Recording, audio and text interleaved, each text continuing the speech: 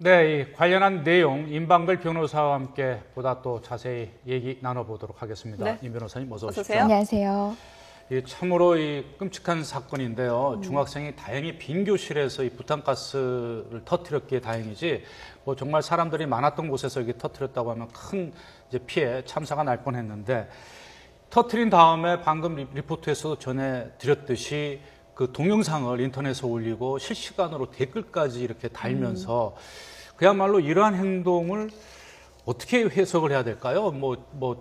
자기 망상, 자기 어떤 뭘 과시하려는 행동을 한 것 같은데, IS 있잖아요. 요즘 그 급진파 무장 세력 이슬람 그런 것까지 연상하는 분들까지 있어요.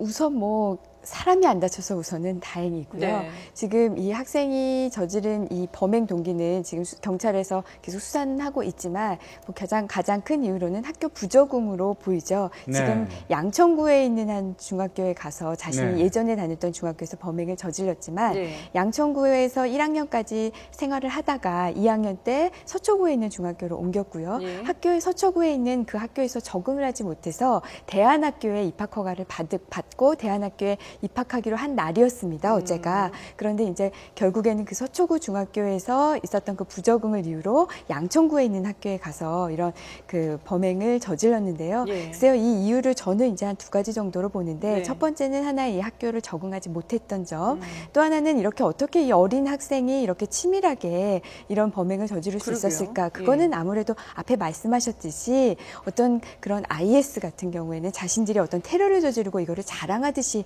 인터넷에 그렇죠. 올리지 않습니까? 네네. 이런 점, 그리고 각종 이런 불법적인 이런 테러 그런 방법들, 어떤 폭발성 물질들을 폭발하는 방법, 이런 것들을 인터넷을 통해서 쉽게 접할 수가 있습니다. 그러게요. 청소년들이. 네. 이런 것들이 모두 조합하다 보니 이 학생의 어떤 이런 그릇된 마음이 이런 어떤 좀 위험한 범죄로 발현이 된 것 같습니다. 예.